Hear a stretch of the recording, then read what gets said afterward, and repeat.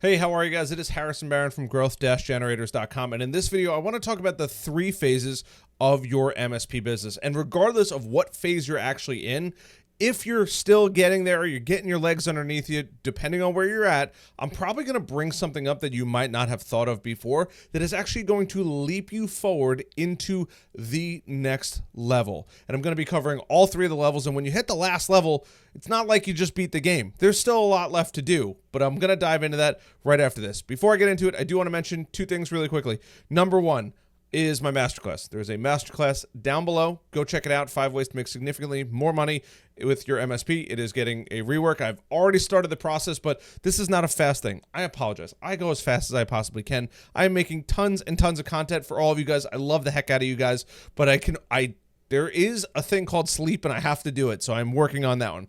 The second thing is I apologize about my last video. Something messed up in Go High Level, the CRM I use. And I don't think it was actually Go High Level. I think it was my computer. Since then, I've wiped the entire thing back to factory, re-downloaded everything back on my computer and actually went and fixed it. So I don't think it was Go High Level. I think it was my computer. It was just something with latency and not saving correctly. So if you do want the cheat sheet, the acronym cheat sheet, it will be the second link in this video description. You can go there, click it, grab that acronym cheat sheet. I really, really apologize about that. I don't know, things happen and it's down there now. So it's already fixed on the old video as well, but I know that some people downloaded it and it didn't work. So now it does. Thank you.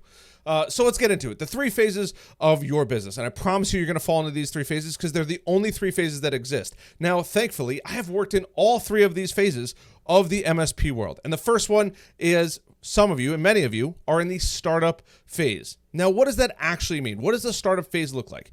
You're going to go through these 3 main processes, and there's going to be more that go into it, but this is the main ones. The first thing is you're going to do your initial setup. This is going to be your infrastructure, not only what you plan on doing, your networking and making sure your computers work correctly, but your tech stack is part of your infrastructure. It is the paramount part of your business that makes it work, whether or not it's your PSA, your RMM, but also your CRM is just as important as your other 2. By the way, I am a Go High Level affiliate. There's a link down in the description below. That being said, getting these first initial things set up is super, super critical. So if you're just like, hey, you know what, I'm going to go start, you have to go set up your infrastructure. Now, keep in mind, just because you think you got it right on the first try probably doesn't mean it's going to be right. And I don't want to sound pessimistic, but things change. You might find a new shiny object, a new system that you think is better than anything else you've seen on the market, and you might even be willing to change. And that is totally fine. What you use today, you might not use in a couple years. Keep this in mind. So pick something that you think is going to work for you. You might have experience with it, but after that initial setup and that infrastructure build out, it's time to actually go get your first client or clients. That is the second part of that startup phase. You have to be able to start bringing in income. I wish I had money on my desk, but bringing in that regular MRR, monthly recurring revenue, and helping you predict your ARR, your annual recurring revenue that you plan on doing as a business. This is going to help you pay for all the infrastructure, pay for employees, pay for your car, your business cards, your shirts, all of that, all the parts of owning a business. These customers are essentially going to allow you to pay for. And this is really, really important. Obviously, you need customers to run a business, but a lot of people think you can do either one. You can get a customer first and then build out your infrastructure. You can build out your infrastructure and then go get a customer.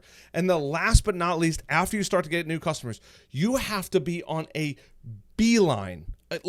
Nothing stopping you on getting new customers and hiring your first employee. And after that, first employees, because having that employee now frees up your time. And I know I'm making this sound super easy because it's not, but these are critically important steps. If you're like, I want to be a one-man show, I'm going to be a one-man show, that's okay. But instead of created a business, you've created a job for yourself. Owning a business gives you the flexibility, the freedom to go to your kids' games, have time to spend with your significant others, go out and do things that you love and enjoy, and gives you that flexibility.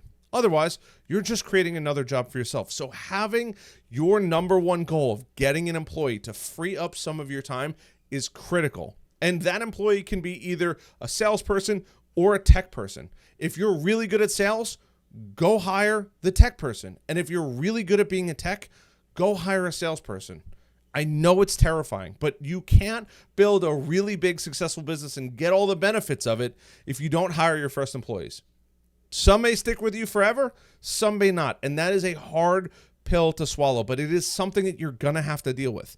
Hire the best people you can for the roles that you think that you lack in, and let the experts take over, and your business will start to flourish, bring you to the second part of your business. And this is the growth phase. The growth phase is amazing because it's when things start to click in. You're going to have employees that are coming into the office. You're going to have a sales process that you're already doing. Shout out to my sales process down in the links below, MSP Sales Pro Blueprint. You're going to have a level of operation in your business, your team, and all these other areas that now make your business autonomous. You're going to start rolling out your SOPs, your standard operating procedures. You're going to have a formal process for sending out proposals, your entire sales process, your entire service desk process. But you're going to start working on scaling your operation. You're going to start getting employees. You're going to have a employee handbook that is going to be built by an HR person. And building a team and culture is super important. It is okay, whatever kind of business environment you plan on having, whether it's something laid back, something more aggressive, super professional, whatever you decide. But you have to start scaling those operations in all areas: sales, marketing, your team, everything, standard operating procedures all the way through, and start hiring out for the areas that you need help with. If you're not going to do marketing, but you want to have your sales and tech team in-house, go hire a marketing company. That's okay. Start building out that team and the culture of your company, because that culture of your company is going to infect all of your employees, and it's going to help drive the company in a way. You as the leader, as the business owner, are going to be the ones that set that culture. Are you the first one in the office? Are you the last one out of the office? Is your door always open, or is your door always closed? Are you willing to have conversations that might be uncomfortable for you and your employees? These are things that you have to ask yourself. What's going on? Hey, I see that productivity's been down, man. I don't care about the business, but what's going on with you? All of these questions about being human become paramount as you get into that growth phase and through that growth phase. And the third part of that growth phase is that client retention, but more importantly, client expansion. You want to make sure that your burn rate, or better yet, your client, I forget the exact acronym, but the rate in which your clients leave you is continuously staying low. And yes, it is client retention, but you want your client retention to be very, very high. The higher it is, the better your business is going to do. And on top of that, you want to be packing on as many new good clients as you possibly can. This is going to be huge when it comes to scaling your business and hitting that growth phase. And in that client retention area, you're going to start to offer more services. You're going to start to offer and implement a huge and amazing customer support system that you can roll out time and time again and scale over and over and over again. If I could use the word scale for every part of this, it would be in every single part of this, but I don't want to beat the word to death. And you're going to start to look for partnerships. Hey, I want to look for more digital marketing companies I want to work with. I want to find more cabling companies, more low voltage electricians, or maybe more building constructors that are building buildings that new companies or growing companies can get into. This is going to be part of your growth phase, and it's all about growth. And growth is super painful for some people. Other people, it is fantastic. This is when businesses start to get a little too crazy. You might be working more than you may have ever worked as far in, prior to the startup phase. You're just going to, because all of these things come into play where you're like, I need to build this. I need to have technical people in this. I need to have this kind of person in this. And it's just about growing, and it's super cool. You're getting new employees in all the time. The culture's thriving. And if you think you're going too fast, get some feelers out there. Be the boss that you wish you had, that can go out there and say, hey, you know what, guys? What do you guys think about this? What's been going on? Do you guys enjoy where we're at? Do you think we're growing too fast? What can we do to be a better company? It is so important to go to your lower level people. They will give you the best feedback ever. And they'll tell you what needs to be fixed or what needs to be adjusted or ways that you could be a better leader for your organization. And that is the gold, and it's the most rewarding part about the growth phase. And the last and third part about it is the expansion phase. So this is like the much larger company, right? They have 20, 30, 40, 50, maybe 100 employees, and they are starting to expand in all areas. We're not just talking about packing on new clients and packing on new employees, but you're getting into geographical expansion. You might have multiple offices now that are going out and finding either new customers, or they are finding new areas or avenues that you can make money in and find new customers in. But they're doing a ton. You're no longer just, hey, we're headquartered here and that's it, and we only service the local, I don't know, 100 miles, we'll call it, radius. You might have an office on Long Island, in Florida, in North Carolina, in Tennessee, maybe even in California if you're getting crazy like that. You might be hiring teams potentially in other countries to help you with the work. And this is the craziest part about it, because you one day wake up and you're like, I need a whole new team to help us with certain areas. The second part of growth phase is the most exciting, is the acquisitions and mergers phase. You are starting to either look to be acquired so you can get your payout, or you're looking to just start buying up the little guys that are either running razor thin profit margins or have a really good team of people, because you're finding it hard to find the right people. They're getting gobbled up by the smaller guys. So instead of you trying to go and poach these people, you just say, hey, I'll buy the whole company. And you're buying these companies. If you're at a 50-person company, you have a 50-person team, you might just say, hey, we're going to add 10 people overnight. We're going to go out, we're going to find these people, we're going to write them a fat check, they're going to come on, we're going to re-onboard all their clients, and they're going to integrate with our team.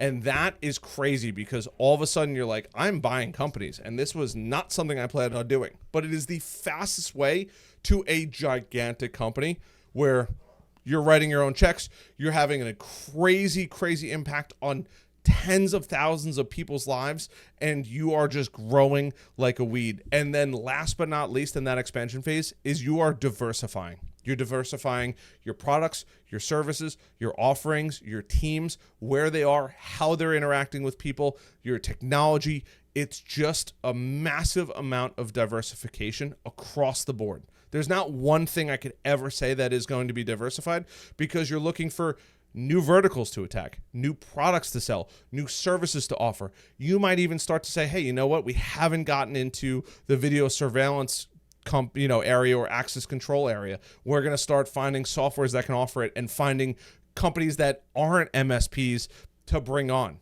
You're starting to do R&D for your own business to see, hey, where are we losing money? Where are we making the most money? How can we become more profitable? But that expansion phase, you will live in for the rest of your days, more than likely.